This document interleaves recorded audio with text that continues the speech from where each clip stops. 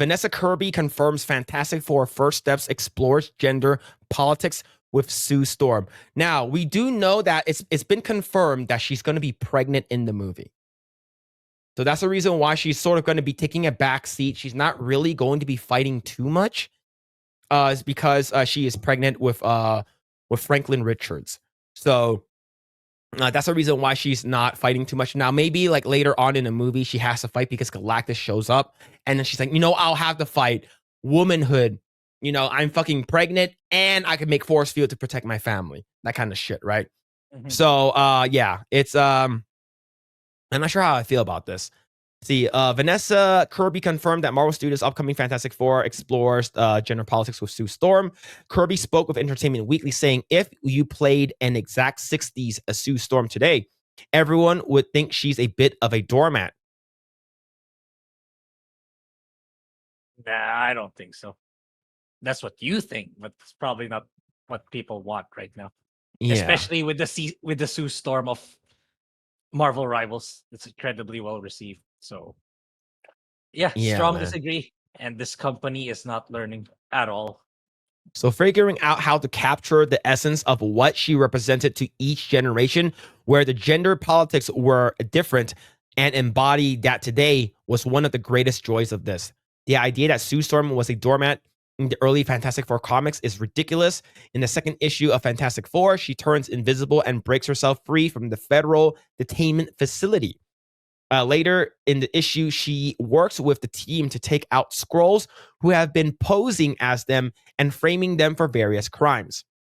On top of Kirby's comments, Entertainment Weekly's Christian Holub shared that Kirby Storm is the head of the Future Foundation, and she has helped achieve global demilitarization and peace. So basically saying that Sue Storm is basically the leader of the Fantastic Four. And we sort of heard about this couple, maybe like last year. A while back. Yeah. Yeah. So this is, in fact, it sounds like it's going to be true. She's going to be the leader. And I think this is going to make Reed Richards, given the fact that it is played by Cuck Dick Pedro Pascal, he is going to get cucked, right? Because he's not going to be the leader. And it's going to be led. Now, here's the thing, though. It's led by a straight white woman. Maybe they might change her to black. I don't know what's going on, but like, if you're gonna go woke, go full on woke. Okay, if you're just gonna, if you're gonna go gay, go all the way. All right. I think Shackman elaborated, if Reed is the most scientifically intelligent person, then she is the most emotionally intelligent person on the planet. Between two of them, they're building an idealistic society. So we do know, I believe that they are supposed to be in a different universe, not in our universe. It's because if they were in our universe, then they would have helped with the whole Avengers shit, right? Because Reed Richards is supposed to be the smartest man in the Marvel universe, not just the MCU, but the universe itself, right? Furthermore, Kirby shared that she ensured her depiction of Sue Storm was not the stereotype of goody, sweet mother.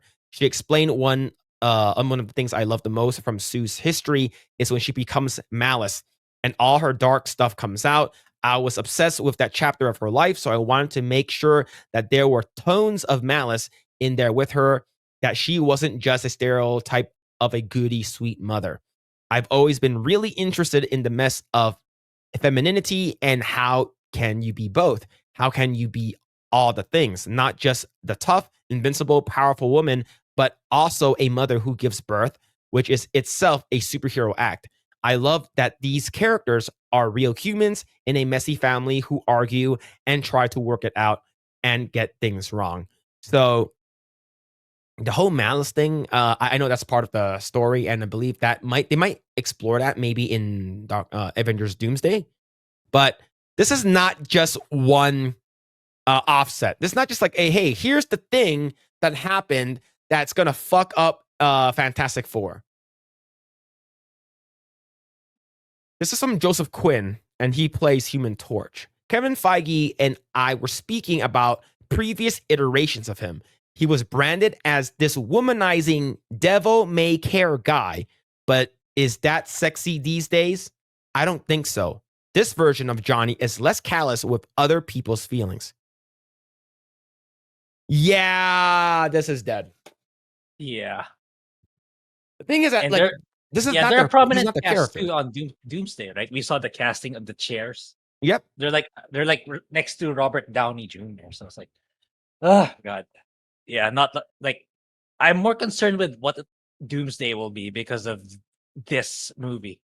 So are they still gonna push DEI shit on us? Like, yeah, if that's the case. Like, you're Yeah. even with Robert Downey Jr. on it. So I, it's not gonna do Infinity War or Endgame numbers if you Yeah. guys are gonna push for these stuff some more.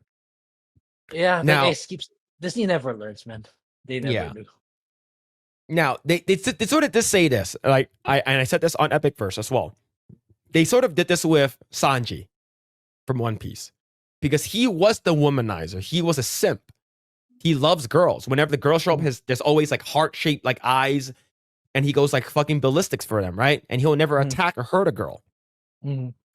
But in the live action, they changed him up to sort of be more of like a Yeah, kind of beta.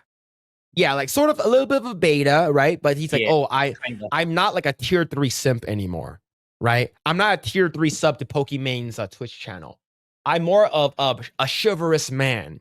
You know, I respect the woman, right? Because, you know, but that's not what Johnny Storm's character initially is. He's more like he is basically like fly by the seat of his dick, and he didn't care about anyone else's feelings too much, and he's sort of an asshole.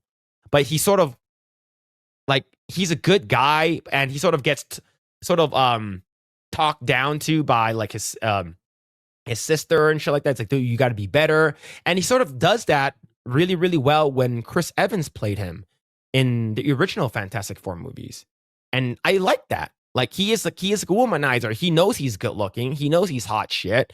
He knows he can get away with it, and he gets the girls. I remember there was like a scene where this girl comes to him, and he was like, he just got out of the shower, and he's like, "Oh, you came here just because I just got out of the shower, right?" And his I guess the dews and the water drips that's on his body turns into steam because he sort of like heats up his body.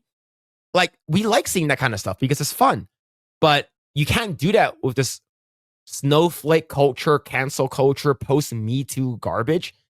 And I think this is not gonna bode well for the movie. Like, Yeah. I think people are still gonna watch it, of course, because it's Fantastic Four. This is supposed to be one of their biggest movies of the year, but I don't know. Like, this makes me not interested anymore, Yeah, yeah. especially with like the Vanessa Kirby shit too. The I think they'll probably turn in a profit, but not a lot. I agree with you. It's like probably a little above like break even. That's my guess. Like it's like I think you're just introducing these because like the normies, they're not for me, they're not really into Fantastic Four as much. They don't know it that well compared to like Iron Man or Captain America or Batman, DC, and Superman.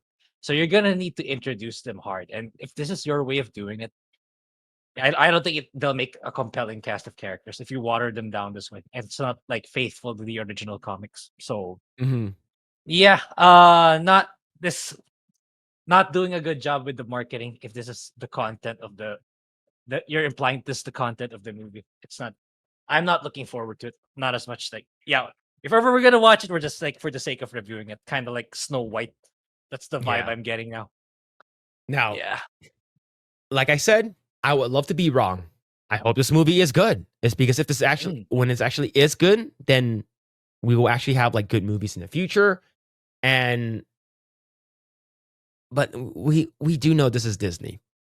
We know this is Marvel Disney, and it's not going to be good. Is because like that's Johnny Storm's like story, right? It's for him to grow. Like you sort of don't give him any like personality. If he's sort of like then if because every person has a specific personality, right? Reed Richards is a smart one. You know, Ben is the grounded. Ben Grimm is the grounded one. Since you know he's a rock. Um, you know, Johnny's the hothead, and then Sue is the you know the I guess you would say the more nurturing type because she's a woman. But you can't do that is because woman strong woman, right? And then you can't have a hothead womanizer anymore because then you're gonna make him a pussy. He's gonna be super gay. And like I hate that. I fucking hate that about like these characters that they're fucking butchering and they don't fucking care. It's like, oh, this is for modern audience now. Yeah, back in the day, she's a doormat, but not anymore. It's like, oh man, this. Now, like I said, we can be completely wrong.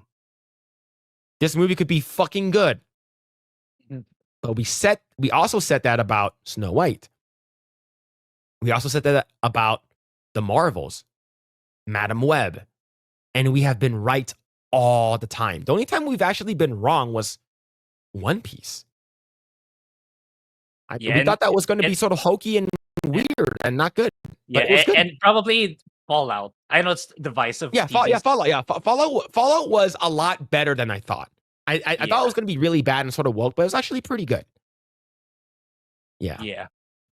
And they have this, they have Thunderbolts, and they have Doomsday, and then the following year after that, they have the other Secret Dick or whatever, Secret Wars or whatever. But yeah, man, like if you're gonna remove like their core personalities, and you're gonna make Reed Richards a retard now, since he's not supposed to be the leader anymore, it's actually gonna be Sue Storm's gonna be the leader. It's annoying. Thanks for checking out this segment from the Project Eggroll podcast. Make sure to catch us live every Saturday at 7 p.m. Also, be sure to subscribe, and we will see you all there.